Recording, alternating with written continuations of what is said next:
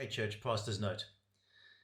In several places in the New Testament, we're told to rejoice and to rejoice in our sufferings, which is quite a difficult thing to do when we're faced with all sorts of awkwardnesses. When our lives are marred by suffering, it's really hard to find joy in that. And I know a great many people are finding the season really difficult. But I want to encourage you to perhaps think about this with a slightly different perspective. In every season where the church has been hard pressed on either side, where circumstances have seemed to be in opposition to the church has seen it as an opportunity to do amazing things. And we really want to see this season as an opportunity to reach out to the world. There are a number of initiatives that we're putting together at the moment. One of the ones that seems to be really successful in several places around the world is the Alpha Course. It's a very basic course, an introduction to Christianity. The church, Holy Trinity Brompton, that I spent some time with the leaders last year on my sabbatical, they were quite cynical, I guess, about going online. It's been a marvelous opportunity. They have seen dozens and dozens of people coming to faith. They have found more vulnerability using the online platforms, more accessibility using the online platforms because people don't have to travel to get to a venue.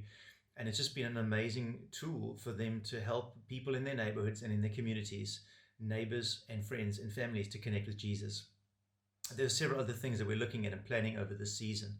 But what I really want to encourage you with tonight is just that you would think a little bit differently about this season. It's not going to be a comfortable season. I think we realize that.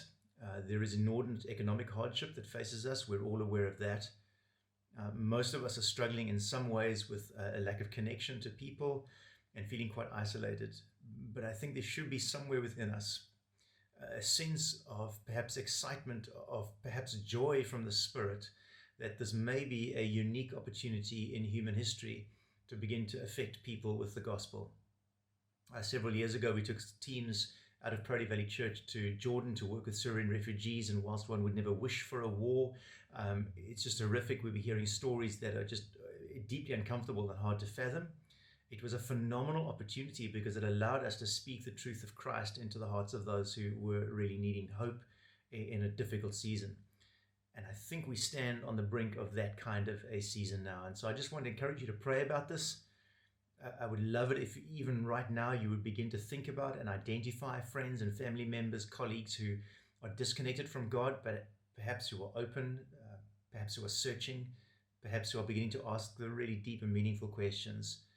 And I'm praying that God would raise up in us as a church a real fervor for the gospel and a passion to see some of those who are lost come to saving faith in Jesus Christ over the season. And I think particularly I would ask that you would pray about what role you have in that. It could be as simple as inviting somebody to come to an Alpha course. It could be as simple as inviting somebody to a coffee over Zoom and beginning to engage at conversation. It could be simply passing on a link for a Sunday sermon. But I want you to think about the season perhaps with a bit of a sense of joy that there is an opportunity here that we might never have again, and to take that opportunity and to see what the Spirit can do with it.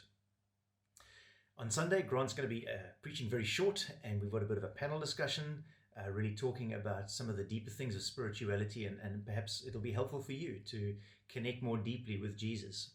We're all struggling in different ways all the time. We have busy lives, there are jobs, there are families, there are all sorts of pressures.